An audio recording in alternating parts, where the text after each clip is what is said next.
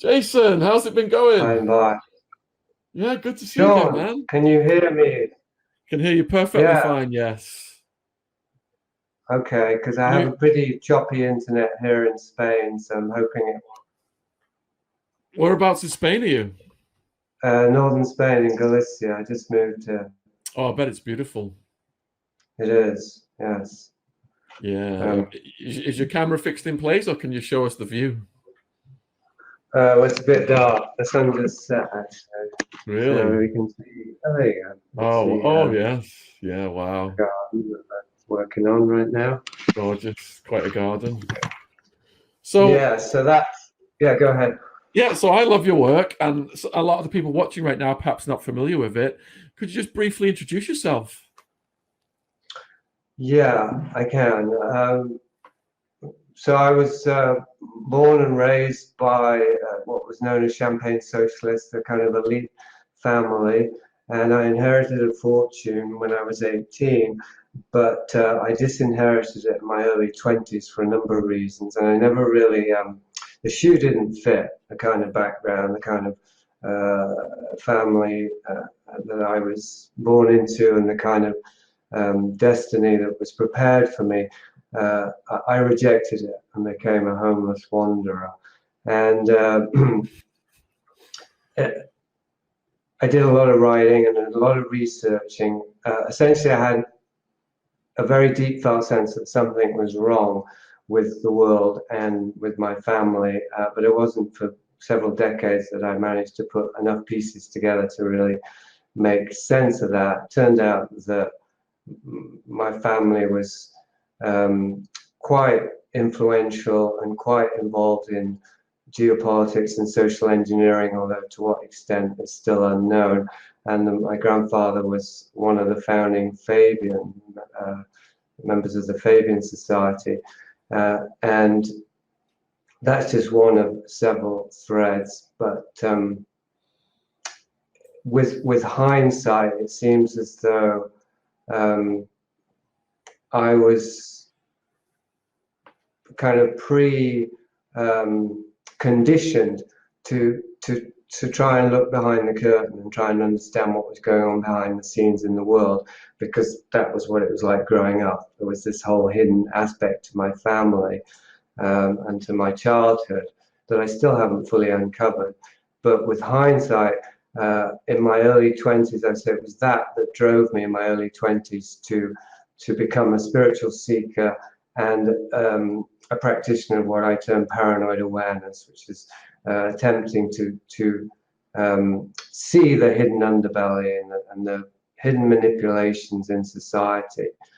And so I wrote a number of books, some of which were just about movies because I was in love with movies, but others of which were more about the socio-political underlayer of the world, what I later termed the superculture.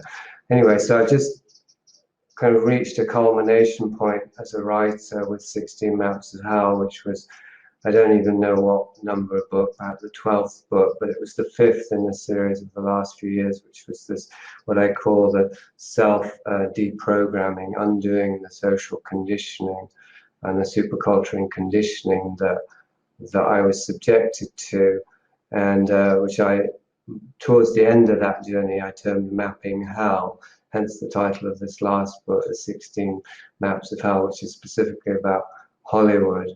And if it's not my last book, I'd say it's almost certainly my last book about the dark side of society, partly because, well, I mean, you know, how much mapping do you need to realize that society is not where you want to be? And I have finally precipitated and made the move to living in the country and starting, well, very, very early beginnings of starting the farm life, rural life, and I'm quite committed to it. So that's been my journey anyway.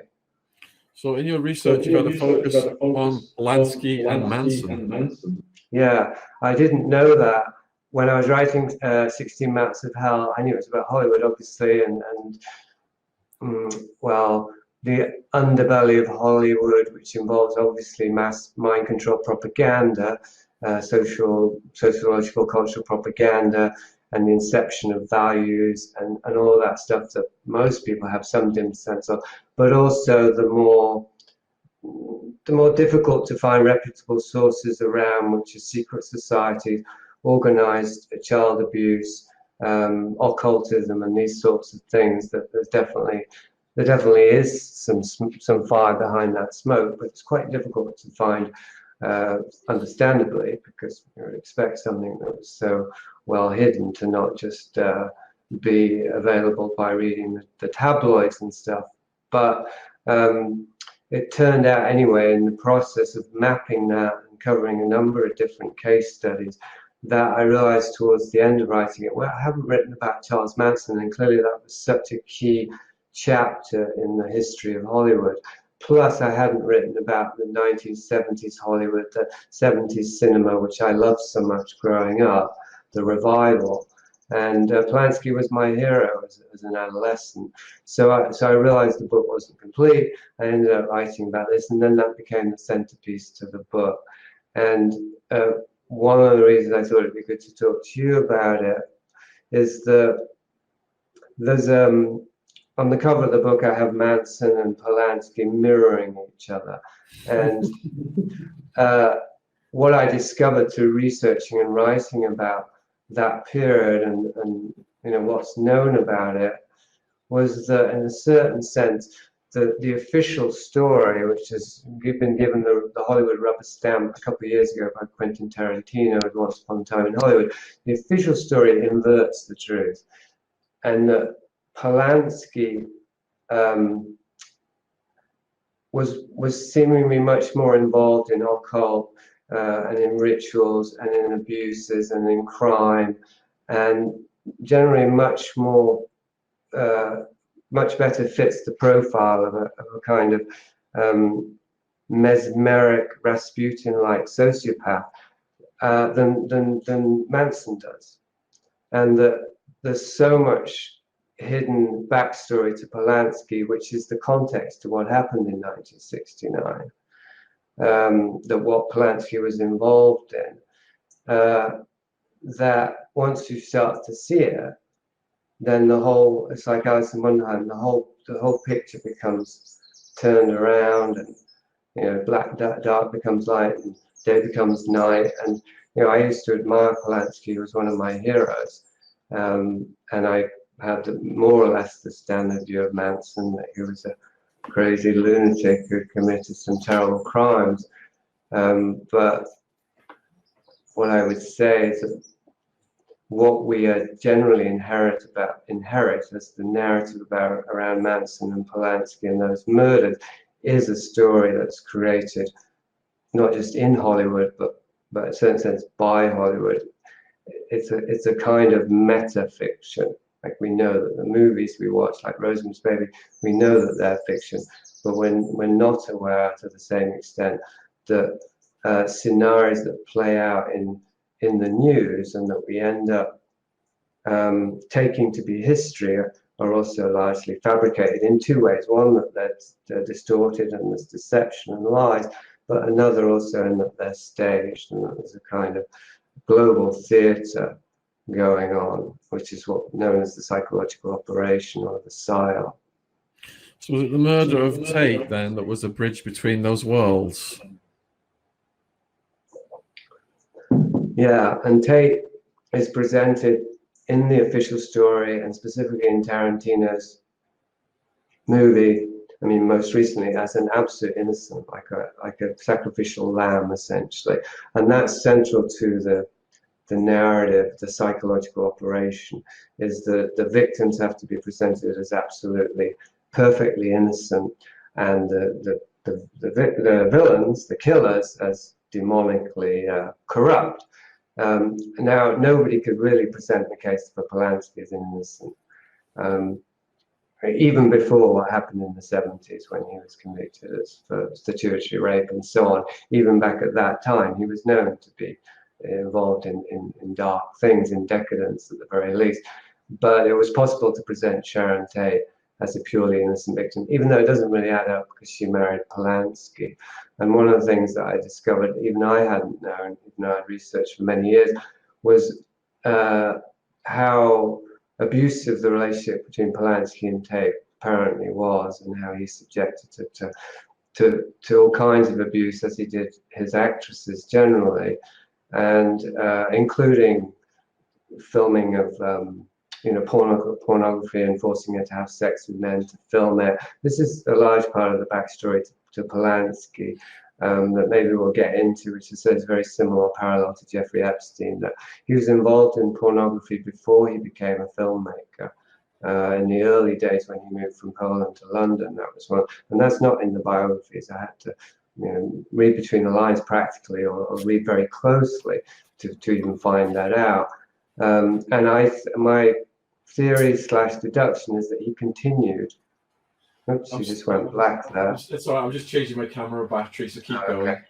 Okay, yeah, that he continued making pornography even when he became a success in Hollywood, and that possibly his success in Hollywood was somewhat predicated on him agreeing to this function, as well as part of the drug trade, because he and his associate Victor Frykowski, is one of the victims in the Cielo Drive murders, both came over from Poland at a similar time. And Frykowski was involved in early MDA, which later was tweaked into MDMA, ecstasy.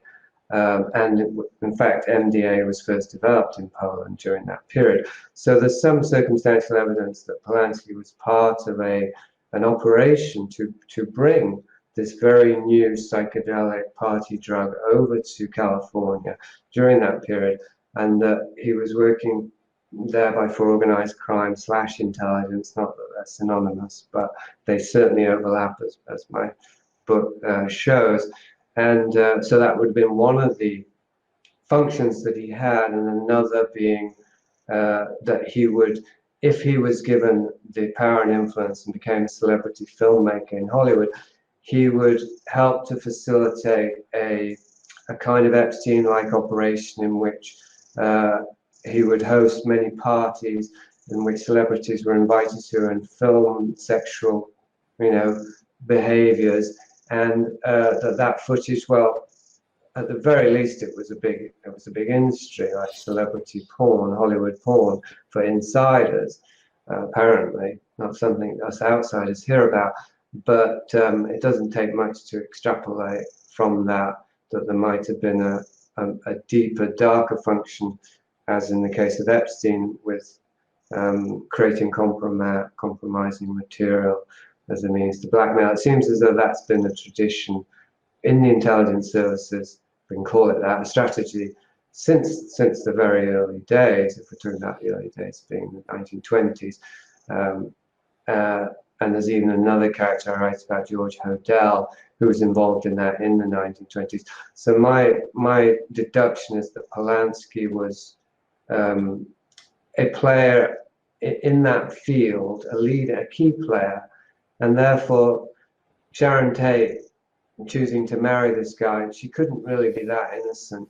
And certainly Polanski and the things that he were involved in were a million miles away from innocent. They were the opposite, really, of an innocent, loving, party-going. Well, they were party-going, but I mean, Polanski has attempted to paint this picture ever since those murders, that it was the most innocent scene, and they didn't even do drugs, right? And they just did missionary sex, and right.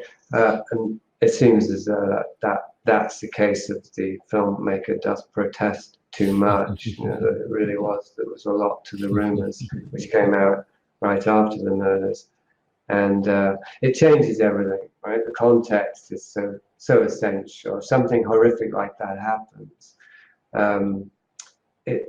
the official narrative has it just coming out of nowhere. They were just unlucky. But have you looked at the role of the CIA in the expansion of LSD throughout this era? Well, I have in the past. I haven't written about it a great deal. I would say I'm pretty well up on it, but it's certainly a central thread, and certainly MK Ultra so yeah, I mean, that's also context when I talk about MDMA, which became, the new LSD in the 80s.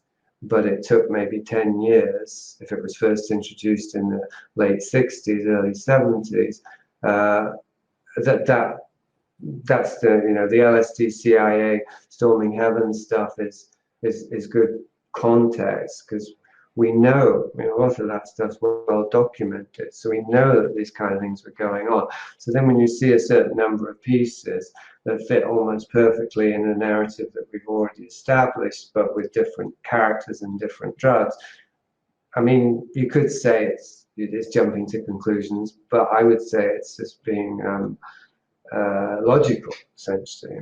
So if it's the thing about a duck, if it quacks and flaps and lays eggs, it's probably a duck. So, what's the legal status of Polanski right now? Gosh, he can't. All I know for sure is he can't come back in the US. He's still a wanted man in the US. It doesn't really affect him. Doesn't stop him making movies being distributed in the US. I know also that even in France, he's recently had some sort of honor taken away because, as some viewers may or may not know, there was a fairly recent spate of accusations from women, including one woman who was as young as 11 at the time that she claimed Polanski sexually abused her, and some of them are very violent rape accusations. There was a sort of snowball effect around a little bit after the Me Too movement, and it was taken seriously enough that, well, the French had to do something to show some sort of response. But certainly there's been no actual, legal consequences for Polanski. I think the main thing is he just can't come back into the US. So we've got here people's rapidly diminishing faculty to determine truth from fantasy. Is that a function of technology? It is. I think it's a bit of a chicken or an egg thing, but certainly technology. I mean, technology is like a symptom that worsens the disease, and I suppose the thing about symptoms is they're supposed to alert us to a problem, but if they don't, then the problem gets worse, the condition. So there certainly are ways in which technology, we're using it now, can help us to become more aware of things we need to become aware of, including our derangement, our propaganda derangement, our disembodiment, our lack of contact with reality. It's all in how you use it. But I would say that, as is pretty well known, all the technology we have, maybe not all, but certainly a great deal, and the most significant forms of technology that we have is developed by the military. And that's certainly true of the internet. And you could say, well, the military develops these technologies for its own purposes, and then at a certain point, after a few decades, it just releases it and lets other people have it. That's a kind of naive, simplified view. But I would say that that the military, I mean, that's a very blanket term, but military strategy, which I cover somewhat in 16 Maps of Hell around psychological operations, every technology that's developed by the military, by definition, is seen as a potential weapon. But sometimes a defense weapon, but best defense is offense. So let's just keep it simple, as a weapon. So I would say, and this is often seen as conspiratorial or paranoid thinking, but what I've learned over the years, and with the advantage of being raised in a family that were kind of on the fringes of social engineering agendas, that if we learn to think like social engineers or military groups and factions and cartels of social engineering think tanks and so on, then you can kind of work backwards from, and you can see the way that technology has affected us, and you can see, well, it wouldn't have been that hard to foresee that if it was used and tweaked and presented in a certain way. And Well, I mean, there are just obvious ways we could talk about, aren't there? That the technology now uh, can recreate reality to the extent that I can't be 100% sure that I'm really talking to the real Shaun Attwood. You know, leaving aside the fact there's a time delay and all that, so we're already disconnected from reality in the most benign sense because we can't avoid that if we want to connect. It's not real time, but there is the potential, yeah, to create a you know a CGI version of Shaun Attwood, or to splice the two. Like this signal could be being hacked into, and you could be perceiving an image of myself saying or doing something that I didn't actually do, and you and I, you know, our friendship could be over. Right? There's no end to the way that we can be manipulated, and that's just the stuff we know about, and that's sort of on the surface. What I'm more interested in is the way in which our faculties are subtly eroded and undermined, right from the most basic technology, even fire. You could say that fire, the technology of fire, if we become dependent on it, it might save our life. But if we become dependent on it, we might reduce over time our faculties to improvise, generate internal warmth, find other ways to combat the cold because we become dependent on something outside of ourselves. And you know, in a general sense, this relates to disembodiment. Like the more technology, the more things outside of ourselves. It's not just technology; it's leaders and well, leaders is the thing. You know, political systems that we refer to outside of ourselves to find out what's true, what's what. Like people check the weather. Sometimes I do it rather than look out the window. I'll look on the internet. Right? It's kind of absurd. But on the other hand, it isn't absurd because we don't have the skills that we once had, our ancestors had, to just look at the sky and intuit, to use instincts. I'm talking about instincts and the senses. That's our navigation system in reality.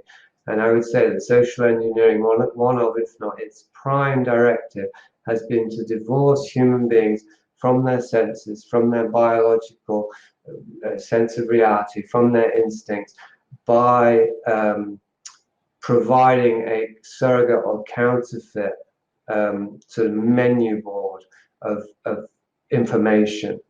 And so the more and more we refer to that menu of information, the more dependent we are on it, the more easy we are to be manipulated. And of course, that's the end game for the social engineering programs is total control over human bodies.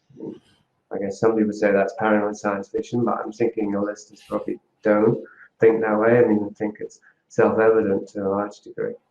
So what's the remedy for that? If we're worker ants, separated from nature, crammed into cities, isn't that just a recipe for mental dysfunction? Yeah, well, it's puzzling how simple the solution is, and it's so simple that I'm not sure that it gets through to people, but also it's because it's simple but it's hard, and it's back to nature, you see. And one of the problems with saying back to nature, besides I always feel that we should walk our talk, and I've only just begun to go back to nature, so it's a little early for me to talk about how it's done. But the other problem is that it's been counterfeited. Like there's all kinds of romantic movements that the super state, the super culture creates and provides for us. That going back to nature is wonderful, and there's all kinds of politically compromised versions of that. I write about some of them in Vice of Kings. The camping movement, the Boy Scouts, the Nazis were into nature. There's no end to kind of ideology polluted versions of my answer, and that complicates it because people have these ideas about what it means and so on. But yeah, I don't understand at this point why anyone who is aware of the situation we're in, and to some extent how we got there, and the kind of tools of manipulation and weapons of control that we're under attack from. And it's just warming up now. You know, the Armageddon script is really just cranking up in the last year. I don't know why anyone wouldn't just go back to nature. And I mean, the obvious answer is it's hard. It is hard. But, well, I mean, it's worth it, so I can say. And it's actually not as, it's like the saying about a battle or a journey of 1,000 miles begins with one step, and that first step's the hardest step. The hard thing is conceptualizing it, like, well, what would I do? And I can't possibly survive without this or that. And people have an itinerary of things that they believe are absolutely essential to their well-being, and they're incepted values. There's this menu again. They feel that we need, in order to survive, we need the convenience store, you know, the laundromat, all the way on down to our nearest and dearest. I mean, some of the values are good, but it's still not true that we need them to survive. Like, really, the basic biological imperative of survival, and I'm not saying that it's all about survival, but you have to survive in order for anything else to happen. That requires very, very little. You need land, you need fresh air, you need water, and you need some sort of skills that you actually can grow your own food. Or, in my case, partly already, you're in a small community where people are growing their own food and you have good neighborly relations, which is a good way to start, because then you've got time to get your fingers green. Just got a couple of minutes left, Jason. People are asking if your family were in more societies than Fabian, for example, Freemasons. Yeah, I don't have any direct experience of Freemasons. I'm pretty sure my family weren't that. They're very different. I think, you know, the Freemasons have been the target of conspiracy theories, just to be shorthand because we're running out of time, for decades. And I'm not saying that they're scapegoated or they're innocent, but their influence isn't really nearly as obvious and as easily mappable as the Fabians. You see, the Fabians' influence, as I mapped in Vice of Kings, we can see it visibly and tangibly today, as I say, with woke culture, with the social justice warrior type, with critical race theory, with the kind of academic dementia that's overtaking the US now, and Britain for that matter, with sex education of children. There's the promotion of, you know, LGBT, etc., to ad infinitum. All of these things can be sourced back to Fabian values and agendas. It's remarkable the extent to which a vision's been realized that goes back 100 years. Just got one final quick question then. To disinherit yourself, did that take signing some legal papers? It sort of did, because I did want to pass on the money to somebody, but essentially I just had a big property that I had a mortgage on, and so then I sold up the shares to buy the property and then signed the property over to somebody, and it was about a week or two. I really did it as quickly and as slipshoddily as I could, because I just wanted to bail out of my life at that time, and I sort of regret it in a certain sense, or I did for years, because I threw away good money. But now, the time we're in now, and the things I've been talking about, I've really come to appreciate that at one time in my life, at a very young age, 23, I just made an absolute clean break, and I just cut my ties with everyone and everything. And so, because I learned that we can do that. I can do that if I need to. And I had nothing. I didn't have well, I had a couple of books and some Leonard Cohen tapes, but that was it. I started from nothing. Everybody knows. Well, for people watching this then, Jason, where can they find you online, and which of your books should they start with? Right, well, my site, which you'll link to, is horticulture.com. I'm in the process of creating a new site because it's the new beginning, and I'm not really so interested in the output anymore. I'm more interested in direct interactions, online meetings and one-to-ones. So that's what I'd most encourage people is just email me, Jasun with a U at protonmail.com, and just ask me some questions or tell me something about yourself. As far as the books goes, it depends if you're a chronological, type, because if you are, then I'd say don't start at the beginning because it'll take you far too long, but start at the beginning of my mature period, which is seen and not seen. And that sequence ends with 16 Maps of Hell, and all those books, including Paper Tiger and Dark Oasis, they're all like one work, essentially. But that's only if you want to be linear about it. Otherwise, I'd say just start where whatever actually catches your fancy. Do you have any plans to visit London? No, I don't. Is that where you are? I'm in Guildford. Guildford. Oh, I used to have family in Guildford.